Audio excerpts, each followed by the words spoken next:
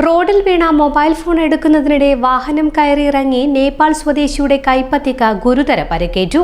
വടകര പുതിയ bus സ്റ്റാൻഡിലെ bakery ജീവനക്കാരൻ ജയ് ബഹദൂർ റായ്ക്കാണ് പരിക്കേറ്റത്. റായ് ബേക്കറിയിൽ നിന്ന് താമസ സ്ഥലത്തേക്ക് പോകുന്നതിനിടെ മൊബൈൽ ഫോൺ റോഡിലേക്ക് തെറിച്ചു വീഴുകയായിരുന്നു. നിലത്ത് ഇടത് കൈ കുത്തി വലത് കൈകൊണ്ട് മൊബൈൽ ഫോൺ എടുക്കുന്നതിനിടെ ഒരു കൈയുടെ വിരലുകൾക്ക് മുകളിലൂടെ വാഹനം കയറിയിറങ്ങി. കയറിയ വാഹനം നിർത്താതെ പോകുകയും ചെയ്തു. ഇയാളുടെ കരച്ചിൽ കേട്ട് ഓടിക്കൂടിയവർ വടകര ജില്ലാ ആശുപത്രിയിൽ പ്രവേശിപ്പിക്കുകയായിരുന്നു. പരിക്ക് ഗുരുതരമായതിനാൽ കോഴിക്കോട്ടേക്ക് മാറ്റി. ബുധനാഴ്ച രാത്രി 8:30-യോടെയാണ് സംഭവം. ഇയാളുടെ വലത് കൈപ്പത്തി ചിതറിയ നിലയിലാണ്. ഇടിച്ച വാഹനം കണ്ടെത്താൻ പോലീസ് അന്വേഷണം തുടങ്ങി.